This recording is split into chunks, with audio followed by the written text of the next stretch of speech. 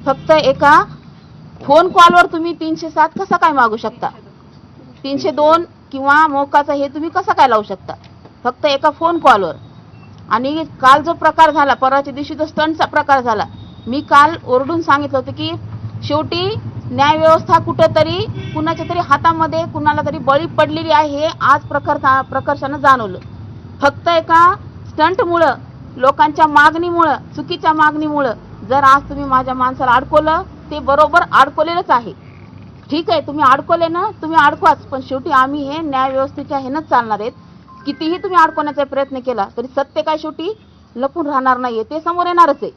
तुम्ही तुमचा खेळ केलेला आहे, तुम्ही तुमचे कारस्थान करून जे अडकवण्याचा प्रकार केलाय तो केलेलाच आहे. ठीक आहे, अडकवलंय तर अडकवा तुम्ही. जे काही सबूत असतील, जे काही न्याय व्यवस्था असेल, तो मला न्याय दिल्याशिवाय राहणार नाही आणि माझा माणूस हा बाहेर आल्याशिवाय राहणार नाही, एवढंच मला सांगायचंय. काल आपल्याला पोलिसांनी काल तुम्हाला आश्वासन दिलं होतं, काल तुम्ही तुमचं जे आंदोलन होतं काल स्टॉप करण्यात आलं होतं, स्थगित करण्यात होतं. आता काय तुमची पुढची दिशा काय असणार आहे? पुढची दिशा माझी, मला जर काही परत काही गोष्टी हे वाटल्या तर मी माझं आंदोलन तर हे ह्या माध्यमामधून मी माझे प्रश्नाचे उत्तर देऊन ह्या माध्यमामधून माझं आंदोलन हे चालूच राहणार. मी एक न्याय मागणारच आहे. आता उदाहरण द्यायचं झालं तर आज जरांगे पाटलांना न्याय मागितला कुणी? संतोष देशमुखाच्या फॅमिलीने. संतोष देशमुख सारख्या व्यक्तीसोबत जे काही कुकर्म झालं, तो सुद्धा माझा बांधव असल्यासारखाच आहे.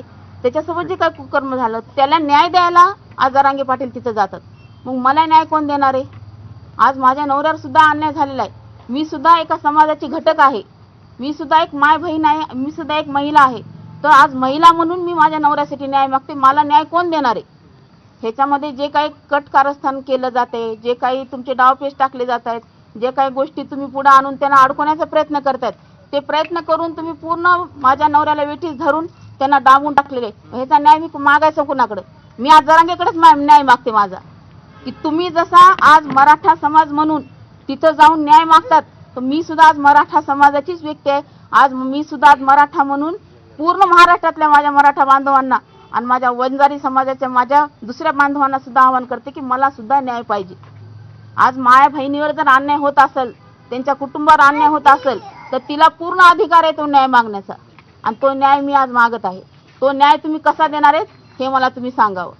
जातीवाद करून फक्त तुम्ही मराठा समाजाचे एकटेच आहेत का? संतोष भाऊ एकटेच मराठा समाज, मी सुद्धा मराठा समाज, मला सुद्धा न्याय मागण्याचा अधिकार आहे ना. मग तो न्याय तुम्ही कसा देणार आहेत हे तुम्हीच मला सांगावं. जे काही चाललंय हे बंद करा.